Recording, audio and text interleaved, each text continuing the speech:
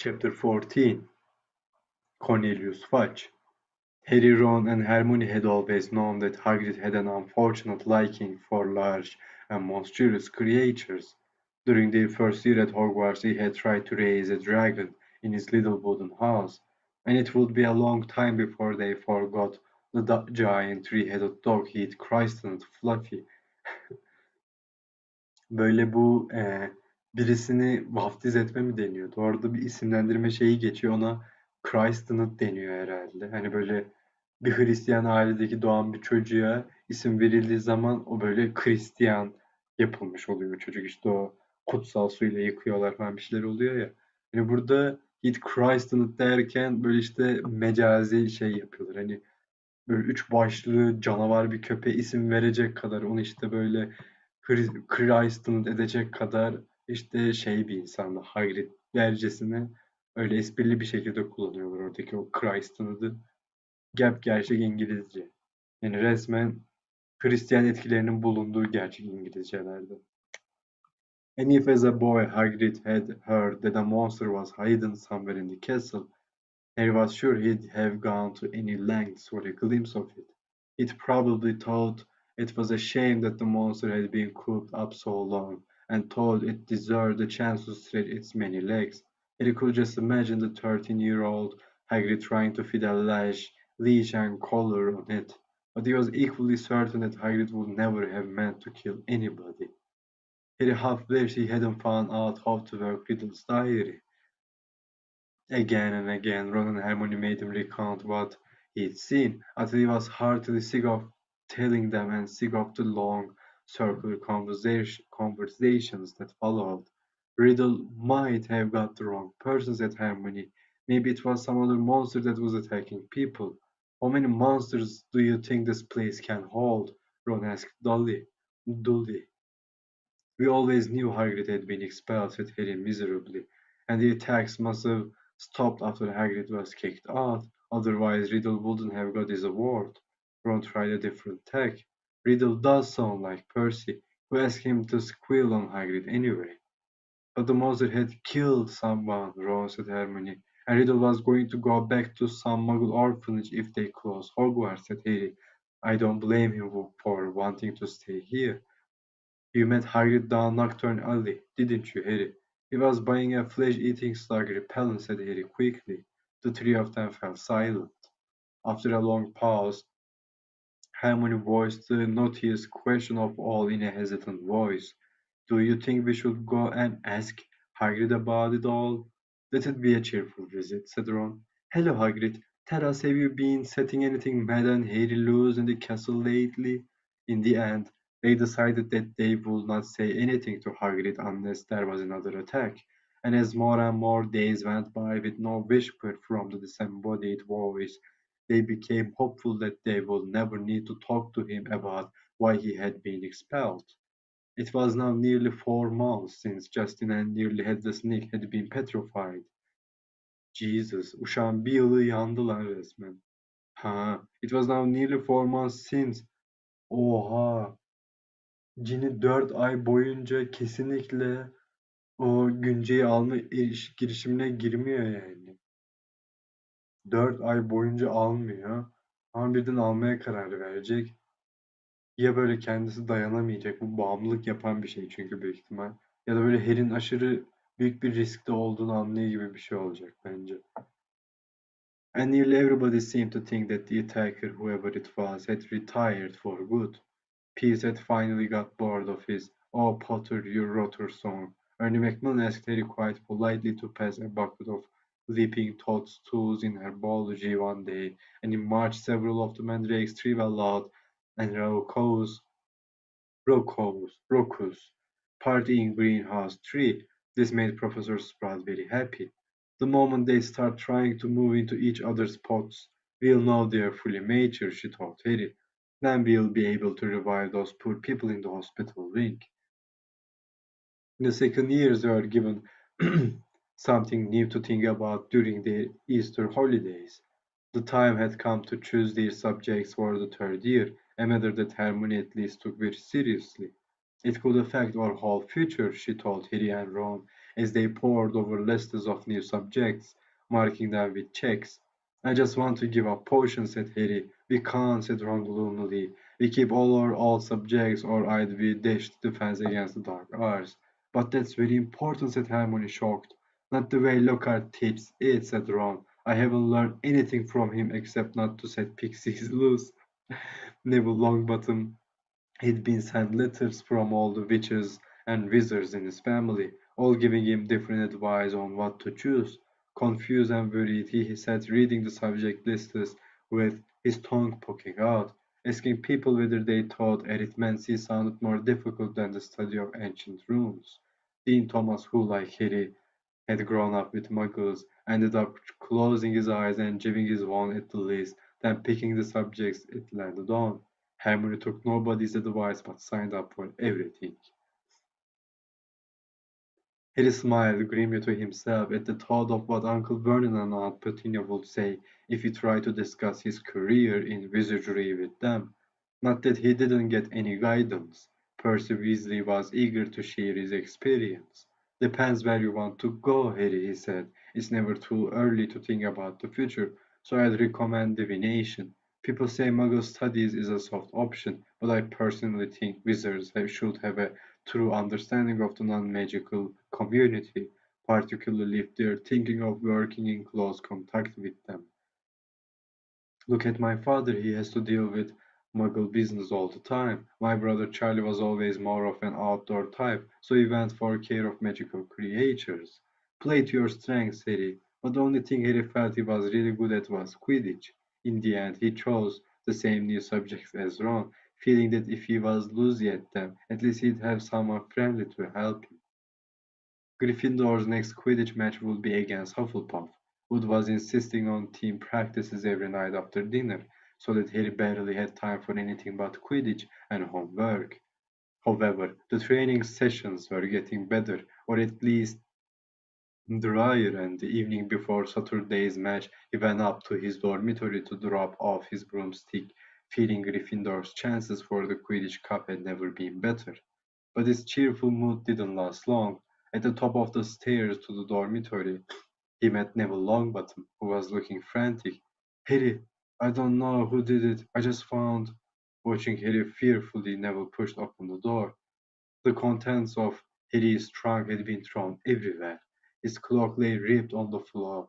The bedclothes had been pulled off his four-poster and the drawer had been pulled out of his bedside cabinet, the contents strewn over the mattress. He walked over to the bed, open-mouthed, treading on a few loose pages of Travels with Trolls. As he and Neville pulled the blankets back onto his bed, Ron, Dean, and Seamus came in. Dean swore loudly. What happened, Harry? No idea, said Harry, but Ron was examining Harry's robes. All the pockets were hanging out. Someone's been looking for something, said Ron. Is there anything missing?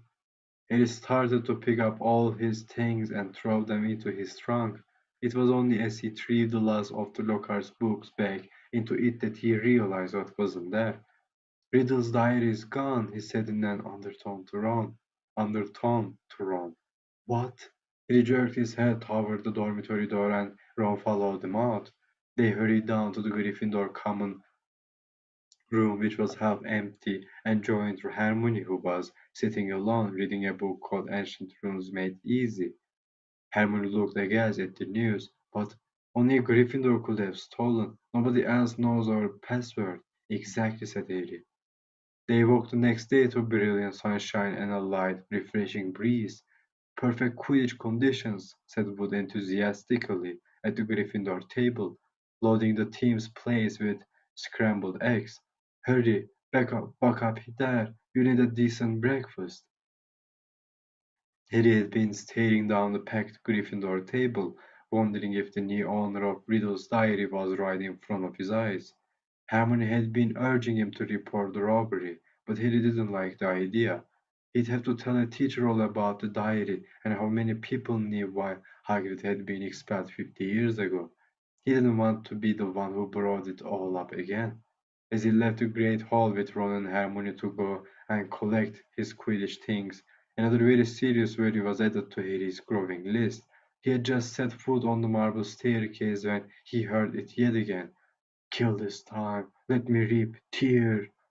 He shouted aloud, and Ron and Hermione both jumped away from him in alarm. "The voice," said Harry, looking over his shoulder. "I just heard it again, didn't you?" Ron shook his head, wide-eyed. Hermione, however, clapped a hand to her forehead. "Harry, I think I've just understood something. I've got to go to the library." Sadece şu şüpheni şu an söylesen Harry ile Ron'a her şey çok farklı olabilirdi Hermione. And she sprinted away up the stairs. "What does she understand?" said Harry distractedly, still looking around, trying to tell where the voice had come from. "Knows more than I do," said Ron, shaking his head. "But why's she got to go to the library?" "Because that's what Hermione does," said Ron, shrugging. "When in doubt, go to the library."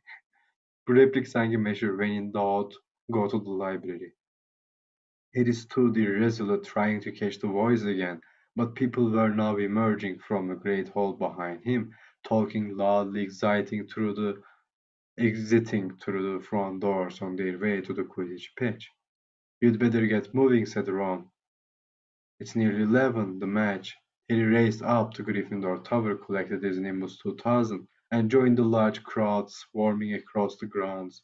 But his mind was still in the castle along with the bodiless voice, and as he pulled on his scarlet robes in the locker room, his only comfort was that everyone was now outside to watch the game. The teams walked onto the field to tumultuous applause. Oliver Wood took off for a warm-up flight around the goal posts. Madame Hooch released the balls. The Hufflepuffs, who played in canary yellow, were standing in a huddle, having a last-minute discussion of tactics. Harry was just mounting his broom when Professor McGonagall came, half marching, half running across the pitch, carrying an enormous purple megaphone. Harry's heart dropped like a stone. "This match has been cancelled," Professor McGonagall called through the megaphone, addressing the packed stadium. There were boos and shoots.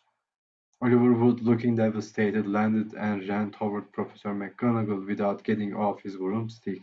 "But Professor," he shouted, "we've got to play! The Cup! Gryffindor!" Professor McGonagall ignored him and continued to shout through her megaphone. "All students are to make their way back to the hall's common rooms, where their heads of houses will give them further information. As quickly as you can, please." Then she lowered the megaphone and beckoned Harry over to her. "Potter, I think you'd better come with me." Wondering how she could possibly suspect him this time, Harry saw Ron detach himself from the complaining crowd. He came running up to them as they set off toward the castle. To Harry's surprise, Professor McGonagall didn't object. "Yes, perhaps you'd better come too, Weasley." Some of the students swarming around them were grumbling about the match being cancelled. Others looked worried. Harry and Ron followed Professor McGonagall back into the school and up the marble staircase, but they weren't taken to anybody's office this time. "This will be a bit of a shock," said Professor McGonagall in a surprisingly gentle voice as they approached the infirmary. "There has been another attack, another double attack." Harry's insides did a horrible somersault. Professor McGonagall pushed the door open and he and Ron entered. Madame Pomfrey was bending over a 60-year girl with long curly hair. Harry recognized her as the Ravenclaw they'd accidentally asked for directions to the Slytherin common room, and on the bed next to her was Hermione. Ron groaned. Hermione lay utterly still, her eyes open and glassy. "Oof." "They were found near the library," said Professor McGonagall. "I don't suppose either of you can explain this." "It was on the floor next to them." She was holding up a small circular mirror. Harry and Ron shook their heads, both staring at Hermione. "I will escort you back to Gryffindor Tower," said Professor McGonagall heavily. "I need to address the students in any case. All students will return to their house common rooms by 6 o'clock in the evening." Jesus, korona zamanları. "No student is to leave the dormitories after that time. You will be escorted to each lesson by a teacher. No student is to use the bathroom unaccompanied by a teacher. All further Quidditch training and matches are to be postponed. There will be no more evening activities. The Gryffindors packed inside the common room listened to Professor McGonagall in silence. She rolled up the parchment from which she had been reading and said in a somewhat choked voice, I need hardly add that I have rarely been so distressed. It is likely that the school will be closed unless the culprit behind these attacks is caught.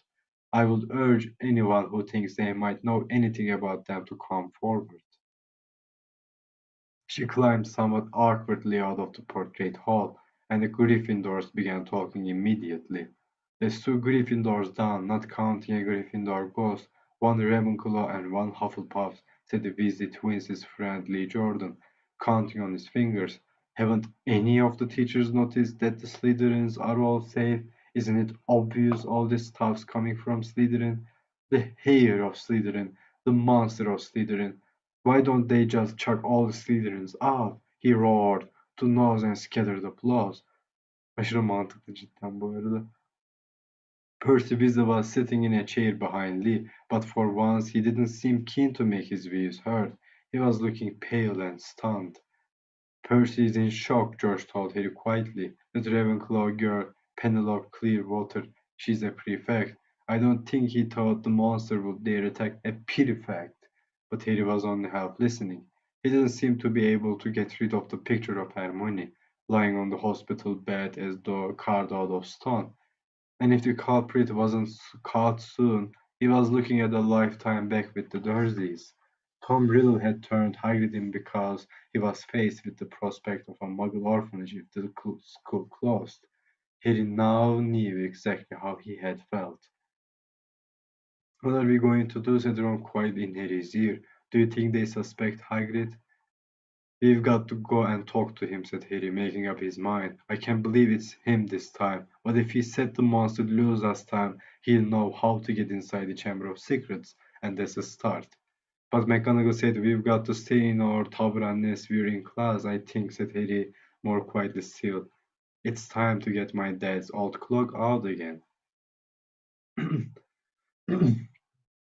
Harry had inherited just one thing from his father, a long and silvery invisibility cloak. It was their only chance of sneaking out of the school to visit Hagrid without anyone knowing about it. They went to bed at the usual time, waited until Neville, Dean, and Seamus had stopped discussing the Chamber of Secrets, and finally fallen asleep, then got up, dressed again, and threw the cloak over themselves. The journey through the dark and deserted castle corridors wasn't enjoyable. Harry, who had wandered the castle at night several times before, had never seen it so crowded after sunset. Teachers, prefects, and ghosts were marching the corridors in pairs, staring around for any unusual activity. Their invisibility cloak didn't stop them making any noise, and there was a particularly tense moment when Ron stopped his toe only yards from the spot where Snape stood standing guard. Thankfully, Snape sneezed at almost exactly the moment Ron swore. It was with relief that they reached the oak front doors and eased them open. It was a clear, starry night. They hurried toward the lit windows of Hagrid's house and pulled off the cloak only when they were right outside his front door. Seconds after they had knocked, Hagrid flung it open. They found themselves face to face with him aiming a crossbow at them. Fang the boarhound barked loudly behind him. "Oh," he said, lowering the weapon and staring at them. "What are you two doing here?"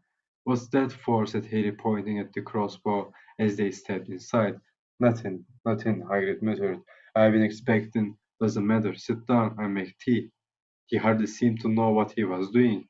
He nearly extinguished the fire, spilling water from the kettle on it, and then smashed the teapot with a nervous jerk of his massive hand.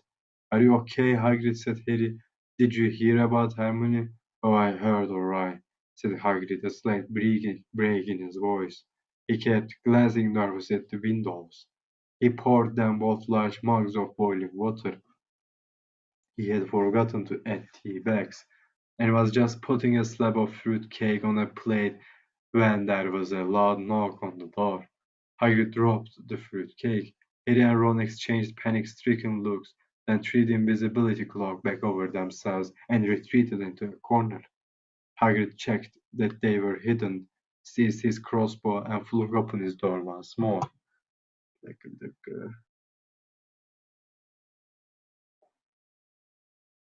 Good evening, Hagrid.